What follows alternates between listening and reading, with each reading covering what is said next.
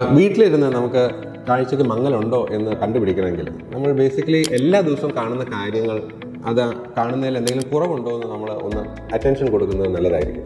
Daily കാണുന്ന calendar, clock, അങ്ങനെ എന്തെങ്കിലും കാര്യങ്ങൾ കുറച്ച് നാൾ കഴിയുമ്പോൾ അത് കാണുന്നില്ല എന്ന് നമ്മൾ ശ്രദ്ധിക്കുകയാണെങ്കിൽ ഡെഫിനറ്റ് ആയിട്ടും നമുക്ക് കണ്ണ് ഡോക്ടറെ ഒന്ന് കാണിക്കണം.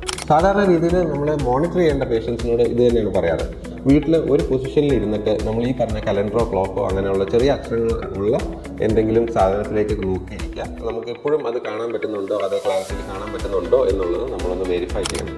അത് ഒരു കണ്ണ് മൂടി മറ്റേ കണ്ണ് വെച്ച് നോക്കുക, അത് കഴിയുമ്പോൾ ഈ കണ്ണ് മൂടി ഈ കണ്ണ് വെച്ച് നോക്കുക ചെയ്താൽ നമുക്ക് ഓരോ കണ്ണിൻ്റെ കാഴ്ചയെ നമുക്ക് ശരിക്കും നോക്കാൻ പറ്റുള്ളൂ.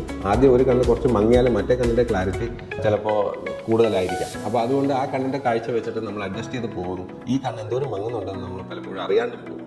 അപ്പോൾ അതുകൊണ്ട് ഓരോ കണ്ണ് മൂടി വെച്ചാലേ നമുക്ക് മറ്റേ കണ്ണിൻ്റെ കാഴ്ച എന്തോരം ഉണ്ടെന്ന് മനസ്സിലാവുള്ളൂ.